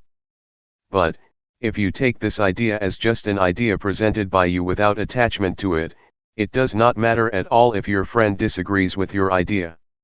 With your practice, you keep being aware of the thought, you see it come and go, arise and cease, occur and pass away. If you try to grasp or maintain beautiful feelings or pleasant emotions, they will resist your attempt. You will realize that they are uncontrollable and not yours. They cannot be yours. If you have this insight, you will understand why we cannot and should not believe our thoughts, because they just come and go, they have no self. This is what Luangpor tries to instruct you, but you do not need to rush or try to have such insight. If you repeatedly take notice of your thoughts, if you know them and are aware of them, the insight will come by itself. The nature or the characteristic of thoughts and emotions, or all mental states, will be apparent to you. That's why Luangpor says, the truth will reveal itself. Our job is to obtain or sustain awareness. So just stay aware and the process will lead you to the truth. That's all for this morning. July 12, 1997. Meditators for Friends. According to the Buddha, there are 4 very good friends who help each other and also are very helpful to us: mindfulness, sati, awareness, sampajanya, concentration, samadhi, and wisdom, panya. If you are skillful, you can use these 4 friends, or these 4 virtues, to handle a disturbed mind or distracted thoughts.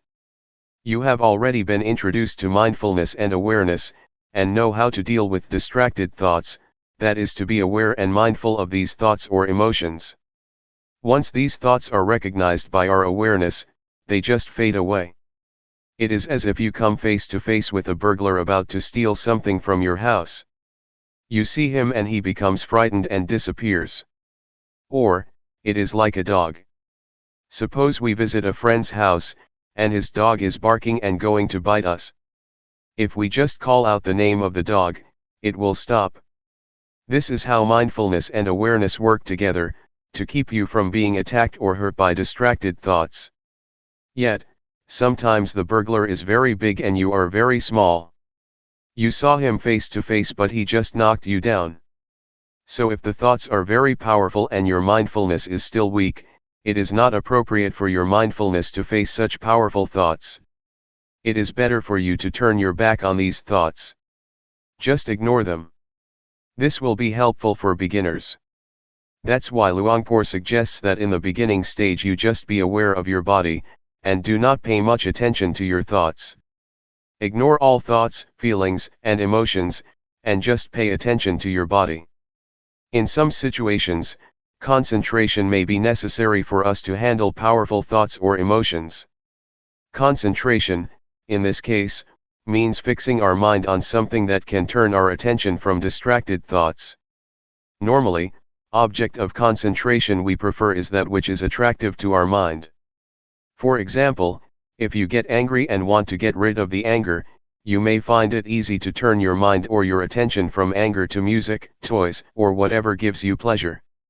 If you are attentive enough to the object that you have chosen to be attentive to, a few minutes or a few hours later, you will find that the anger has disappeared.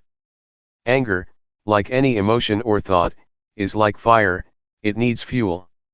Normally, it is sustained because we ourselves keep adding fuel to the fire, so it keeps burning. If we turn our attention to something else, or do not put firewood into the fire will be extinguished because there is no wood to consume. Yet, in reality, we cannot depend on music or something external to us all the time, because anger can take place anytime, in the subway, or during a conversation.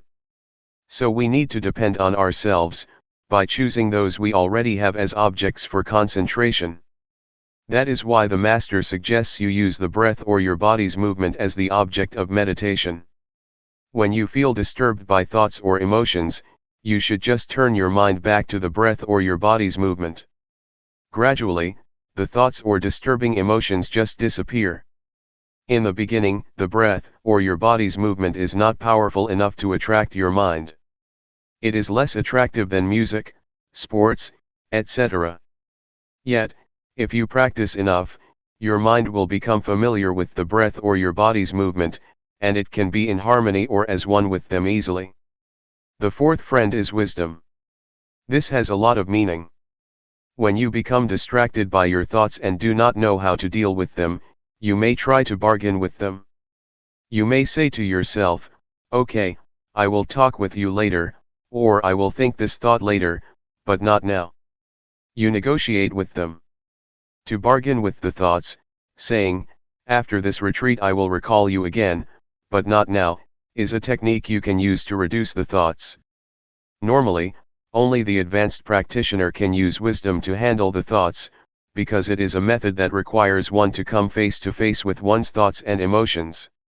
If your mindfulness is not powerful enough, your thoughts or emotions will just trap you, or trick you, persuading you to fall into them. In Thailand, masters have a practice of going into the forest alone. We call it tudong. It means to live as an ascetic in the forest or in the cemetery. A lot of things may happen: fear, the beast, tigers, or elephants can attack the practitioner. Many masters find that the fear or threat from the wild animals is good instrument, good condition, or great situation, to pressure them to develop concentration, because if they turn their attention from the breath to the beast, they will be overwhelmed by fear. Because they are really afraid of the beast, their minds turn inward, developing concentration a lot. So masters use the threatening situation to force their minds to look inwards. This is a skillful and unusual way of developing concentration and mindfulness. One master, Ajahn Chah, tried to look into the fear to investigate it. When the powerful fear arose, he investigated the fear and asked himself, What are you afraid of? A voice replied, I am afraid of death. Then he asked himself, if you don't die today, won't you still die tomorrow? Everybody has to die, today or tomorrow, he replied. So, he asked again, why should I be afraid? Everybody has to die. This enabled him to face death at that moment with peacefulness. Some masters in that situation just keep asking, what am I afraid of? I am afraid of the tiger. Which part of the tiger are you afraid of, the tail, the ears, the eyes, the legs, or the claws? No, I am not afraid of the tail, nor the ears, nor the eyes, nor the legs, nor the claws. So, what are you afraid of? I don't know. With such penetration by wisdom, fearful emotions just pass away. They do not use rationalization, but an analytical mind to divide the tiger parts, and they do not feel fearful. But as Luangpor says, if you have insights into body and mind, into the nature of body and mind, into the temporary state of body and mind, such insights will enable you to go through all problems, distraction, and negative emotions very easily. With a flash of insight, you can go right through them, you have no need of questions and answers. If you understand that these mental states are impermanent, unsatisfactory, and not self, the thoughts are there but they are not me, they are not mine, you become detached from them and they lose the power to tempt you. This is how wisdom works to solve problems. This is just a summary of how to use the different means of dealing with the enemies of the mind. We are like warriors, we need to know many kinds of weapons to deal with our enemies. If you only know one weapon, it is not enough to handle different kinds of problems. In fact, a sense of humor can help you too. If you take any given thought too seriously, you will get into trouble, but if you make fun of it or have a sense of humor, you feel more lighthearted. You can laugh at it, as Luangpor always says, laugh at your thoughts and tell yourself not to be crazy with them. That is also helpful. For example, when you are disturbed by the noise of building construction, visualize the face of the man who is doing the job. Oh, what a poor man. We will have no hostility toward him, but rather pity him. Please learn how to use various techniques, or virtues, for your own benefit, for your own spiritual practice. Nevertheless, I am not much worried about the problems that we face, because when we have problems, we tend to be careful. It is when we are happy that we tend to be careless, and drop our guards like the alcoholic man in the story that I told you earlier. He was very careful when he walked past the bar, which is why a lot of temptations could not persuade him to drink. But when he passed the store, he became proud. Oh, I am the victor. I am the winner. At that moment, he became less careful, and the desire to drink tricked him, convincing him to go back to the bar. Please be careful when you achieve some level of spiritual success, when you have insight, or when you attain the well-developed mindfulness. At that moment, you have to be very careful. There is a story that in China, during a talk like this in a temple, there was an earthquake. All the disciples ran away, but the master stayed still in his place, showing no sign of fear. The next day, after the chanting and the Dhamma talk, there was question and answer session. One student asked, "What is mindfulness?" The master replied, "Mindfulness is the ability to be calm in time of danger. For example, did you see me? When there was an earthquake, I could stay still and drink water without showing any signs of fear. Did you see me tremble? No." One student answered, "You did not drink water. You drank soy sauce." So, please be very careful with pride and conceit. They are very dangerous. Conceit is the last obstacle that only the Arahant can get rid of. Be careful. July 12, 1997. Meditation in action. Meditation enables us to be with ourselves, to see ourselves speaks, sometimes silently, sometimes loudly, sometimes frustratedly, and sometimes happily. You can see how silent or how loud your mind is. We need time to converse with ourselves, to see ourselves, because most of the time our attention is turned to our surroundings, to television, to books, to work, or to our families. We do not have much time to be with ourselves, despite the fact that we should be our best friends. The practice of meditation is the way to make yourself your own best friend, as much as it can be. There is another kind of friend, a bad friend, the friend who seems to agree with us all the time, who spoils us without ever resisting or disagreeing with us. This is not a good friend. A good friend is a friend that keeps reminding you of the proper way of living, who keeps reminding you not to be lost in yourself. Mindfulness works like that. It keeps calling your mind not to be spoiled, not to indulge in your thoughts, be they good thoughts or bad thoughts. Those who have mindfulness will be aware of this. You can observe for yourself how long you have already spoiled your mind. You let it be distracted all the time, you never try to call it back to its proper place. You just follow it, and support it. When your mind gets angry, you follow the anger. When your mind is frustrated, you let it dwell on its frustration. You never recall your mind. Sometimes you may try, but you never have enough strength to call it back. Hey, come back. You are indulging in anger. You are lost in anxiety or suffering. Come back. Now, with mindfulness, you will be able to be a good friend to yourself. You will be able to call your mind back to its proper place, to the present moment, to the present activity. We are not going to spoil our minds anymore. We will be able to turn our attention to the place where it can experience non-suffering, be beyond suffering. You may call it happiness, if you like. But if you have insight, you will know that happiness is also a kind of suffering. Suffering is like the head of the snake, happiness is like the tail of the snake. When you touch the tail of the snake, it does not bite you instantly, but later, the snake will turn around and bite you. That is why we should go beyond happiness and suffering, a state that can be achieved with mindfulness. Now, we are able to be our best friend, a noble friend, Galyanamitta. Galyanamitta means noble friend. It is like this with weeds too. Weeds are undesirable in some respects, but if you arrange them properly and skillfully, they can live peacefully with the flowers, and become part of a beautiful garden. Weeds are not useless all the time, in some situations they are very beneficial. They become herbs or decorative plants in the garden. Learn how to arrange the ugliness or the undesirable qualities in your life properly and skillfully, so they can be transformed from harmful to beneficial properties.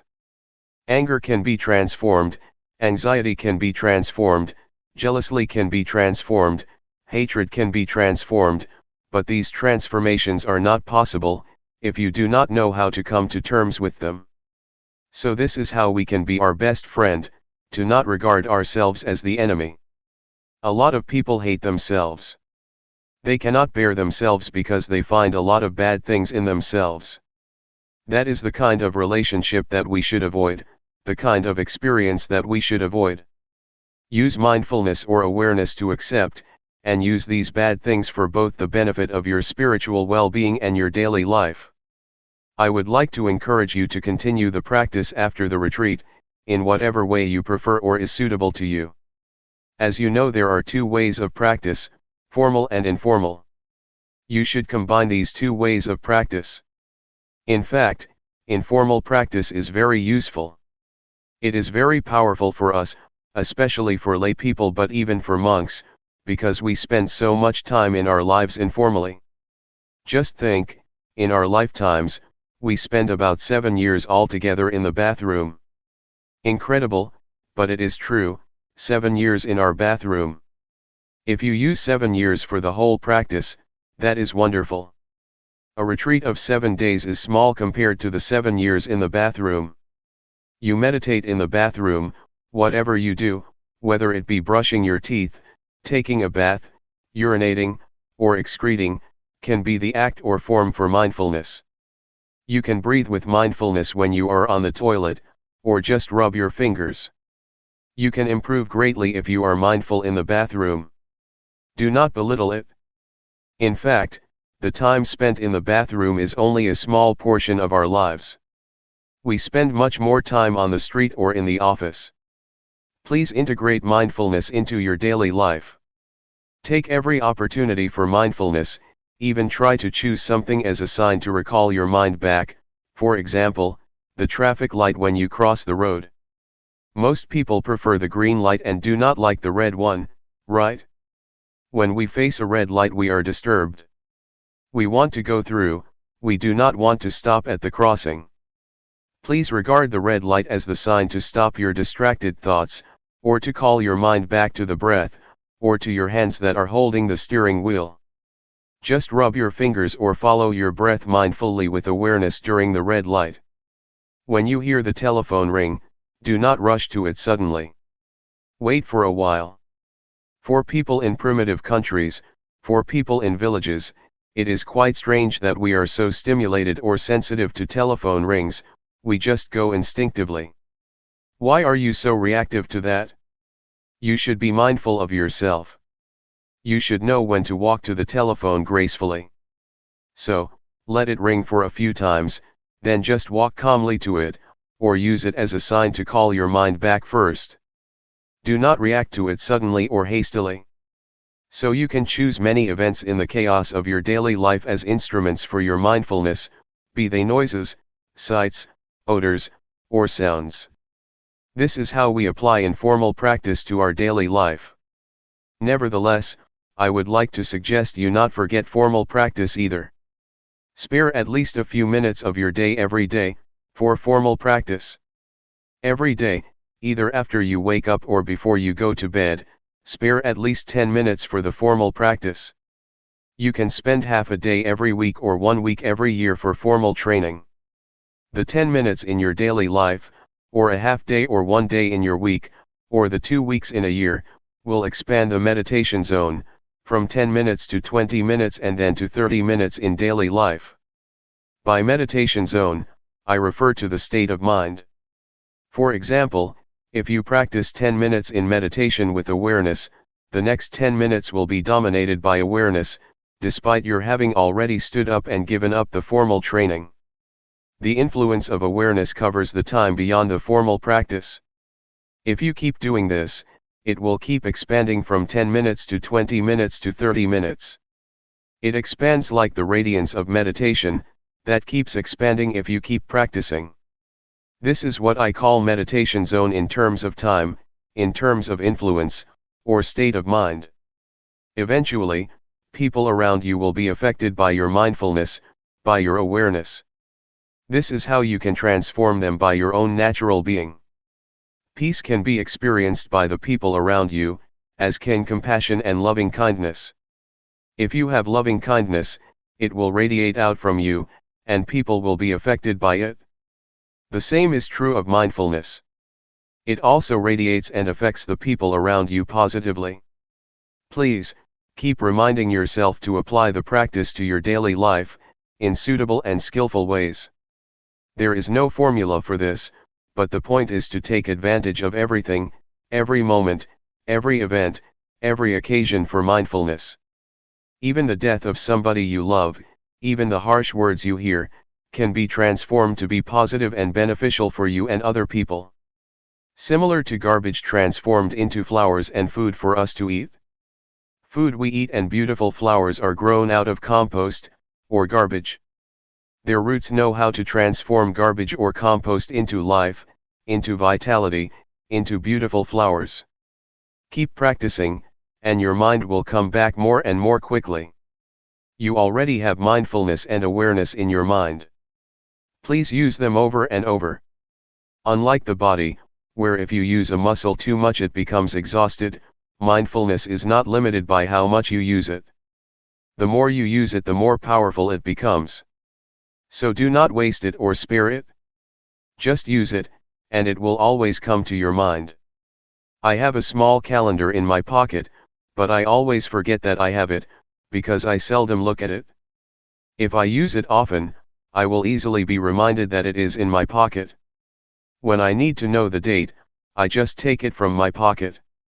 But since I seldom use it, I always forget that I have it there. The same goes for mindfulness, you already have it but you always forget it. The more you use it, the more frequently it comes to your mind. So, please use it as it is, as you already have it. That's all. The good news for you is that this is my last talk for this retreat. July 13, 1997. Spiritual Tips for Meditators.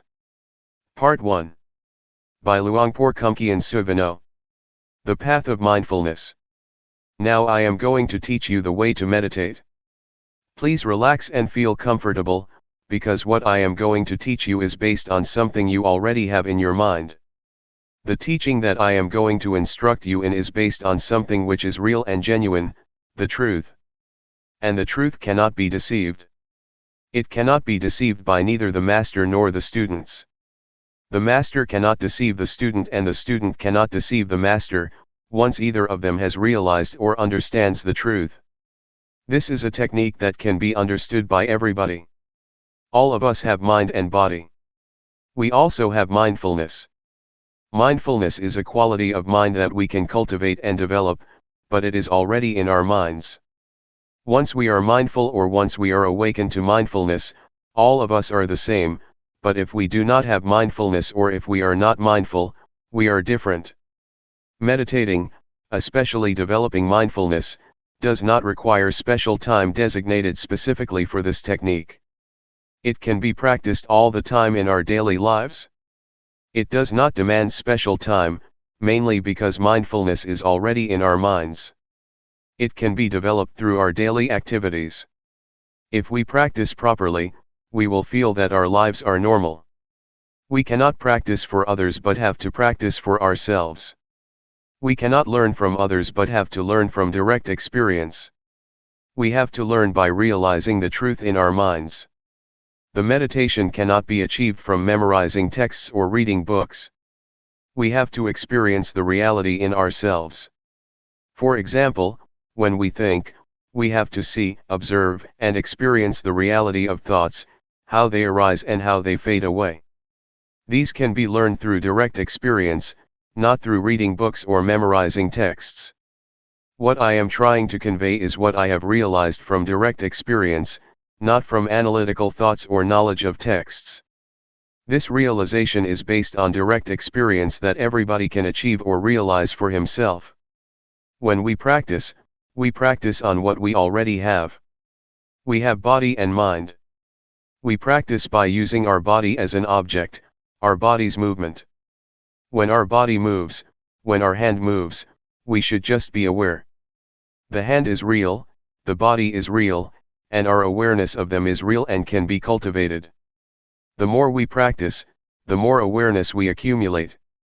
This way of practicing asks us to accumulate awareness, until it becomes the dominant quality of our minds. Once everybody has total awareness, everybody will be the same in the sense that their lives are normal. But if we do not have awareness, we behave differently out of hatred, greed, and delusion, which disrupts our lives so that we contradict each other, preventing harmony and creating disunity. So, the point is how to cultivate awareness. The key to Buddhist meditation is cultivating awareness, and I am going to instruct you how. Once we understand and practice by ourselves, we will know ourselves better and live our lives properly. Now I will demonstrate. Everybody, please place your palms on your thighs, sit comfortably, and open your eyes.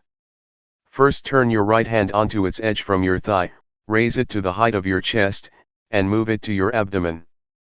Turn your left hand from your thigh, raise it to height of your chest, and move it to your abdomen. Move your right hand to your chest, move it out, lower it to your thigh, and turn it down. Raise your left hand to your chest, turn it out, lower it, and turn it down. Again.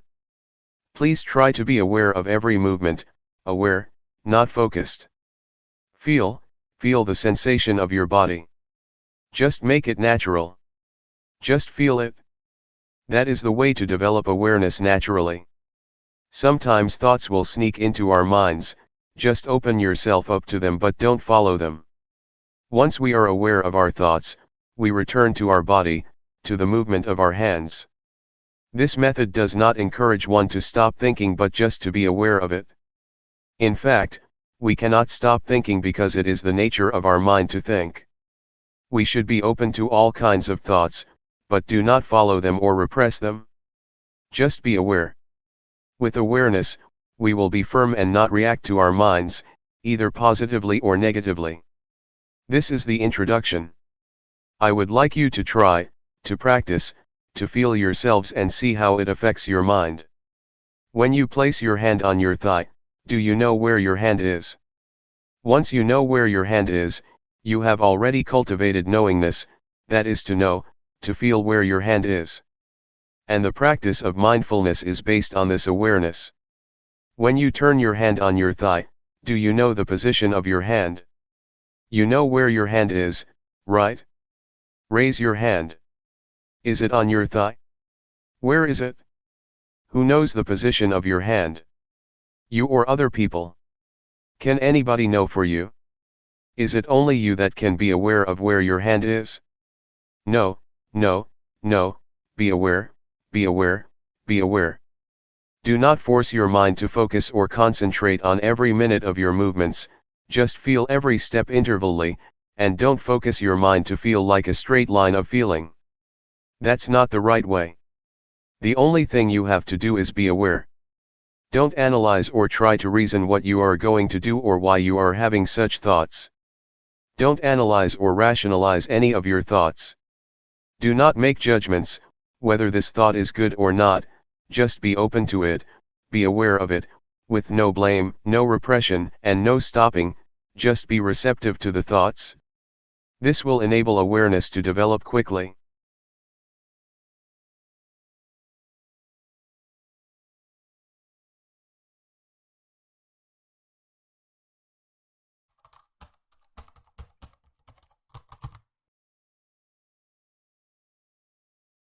May all beings be at ease.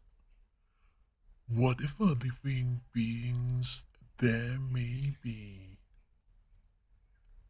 whether they are weak or strong, omitting none, the great or the mighty, medium, short or small, the seen and the unseen, those living near and far away, those born and to be born. May all beings be at ease.